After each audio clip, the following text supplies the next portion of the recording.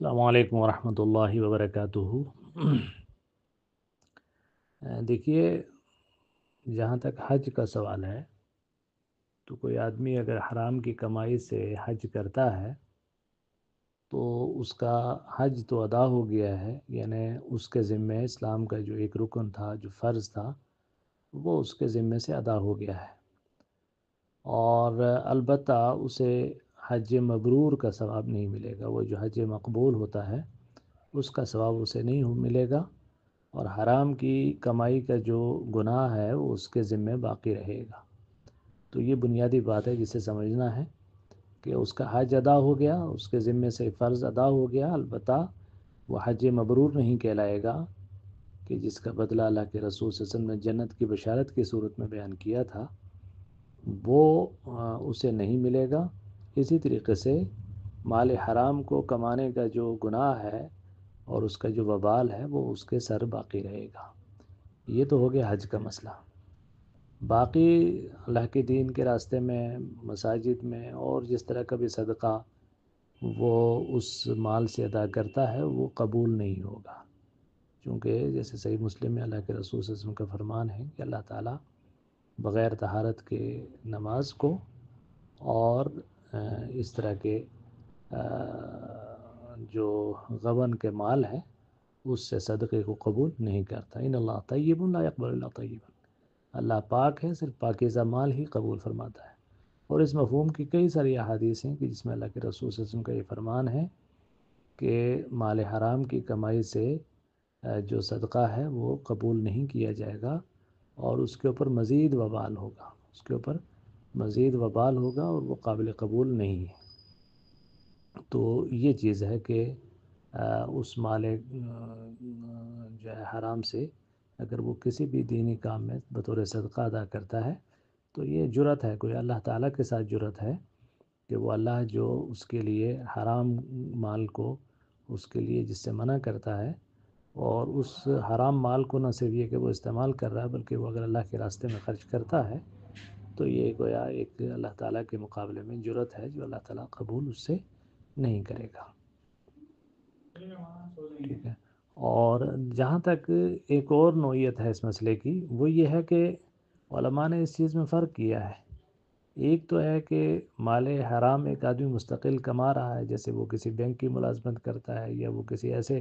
کاروبار سے وابستہ ہے کہ جو حرام نوعیت کا ہے، اور اس سے وہ مستقل اس کمائی کو جاری رکھے ہوئے ہے،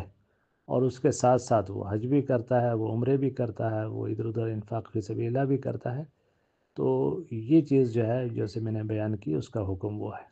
البتہ ایک کیفیت یہ ہوتی ہے کہ ایک آدمی توبہ کرتا ہے، مثلا وہ رشوت لیتا تھا، یا وہ اس نے سود کا کوئی کاروبار کرتا تھا، یا کوئی اس طرح کا مال اس کے پاس جو ہے حرام کی کمائی تھی، اور وہ اس سے تائب ہو گیا ہے، اور اس سے وہ اس مال سے وہ چھٹکارا چاہتا ہے، تخلص جسے کہتے ہیں، تو وہ اس مال سے چھٹکارا حاصل کرنا چاہتا ہے، تو اس کے لیے کیا حکم ہے؟ تو اس کے لیے علماء یہ کہتے ہیں کہ وہ اسے نیکی کے کام میں خرچ کر سکتا ہے، مسلمانوں کے فلاح و بہبود کے کسی کام میں بھی خرچ کرے گا تو اس کو دوہرا اجر ملے گا، یعنی توبہ کا بھی اجر اور اس مال کو خرچ کرنے کا بھی اجر، کیونکہ اب وہ اس مال سے جان چھڑا رہا ہے، نہ کہ اس کو اپنے مال کے طور پر باقی رکھ رہا ہے۔ تو یہ ایک صورت ایسی ہے کہ جو جائز ہے، تو یہ صورت ہو تو انشاءاللہ مثلا کسی آدمی کے بینک میں پیسے ہیں اور بینک میں پیسے رکھنا اس کی مجبوری ہے، اور وہاں سے اس کو اس طرح کا پیسہ مل گیا ہے جو سود کا پیسہ ہے، یا اس کو کسی اسکیم سے اس سے مستفید ہوا ہے جائز طور پر، لیکن اس میں ساتھ ساتھ سود کا پیسہ بھی آ گیا، اب وہ اس پیسے سے چھٹکارا حاصل کرنا چاہتا ہے تو اس کو نیکی کے کام میں خرچ کر سکتا ہے، اس کی اجازت ہے۔ تو یہ اہل علم کے اقوال کا خلاصہ تھا جو اس باب میں پیش کیا گیا۔ باقی ایک چیز یہ ہے کہ اگر کوئی آدمی اپنے مال حلال سے اللہ کے راستے میں اگر تھوڑا سا بھی خرچ کرتا ہے تو یقیناً وہ اجر کے اعتبار سے بہت بڑا ہے، چونکہ اللہ تعالیٰ بہت ہی اللہ تعالیٰ کی صفت میں سے ایک یہ ہے کہ وہ شکور ہے، یعنی وہ شکر گزاری کرتا ہے، وہ بندے کی چھوٹی سی نیکی کو بھی جو ہے ان صدقۃ تنمو فی کف الرحمن، تو اللہ تعالیٰ تو اپنے اس صدقے کو اپنے جو ہے وہ اس کی نشو و نما کرتا ہے اور اس کو بڑھاتا ہے، اس کے اجر میں اضافہ فرماتا ہے. تو اس اعتبار سے چھوٹا سا بھی اجر جو ہے، اتقوا النار ولو بشق تمرہ، کہ جہنم کی آگ سے بچو چاہے آدھی کھجور کے ذریعے ہی کیوں نہ ہو. اور اللہ کے رسول صلی اللہ علیہ وسلم نے اس صحابی کا جو انہوں نے دن بھر مزدوری کر کے اور جو کچھ کھجور تھوڑے سی ملی وہ لا کے انہوں نے جب پیش کی، تو اللہ کے رسول صلی اللہ علیہ وسلم نے مسلمانوں کے ذریعے،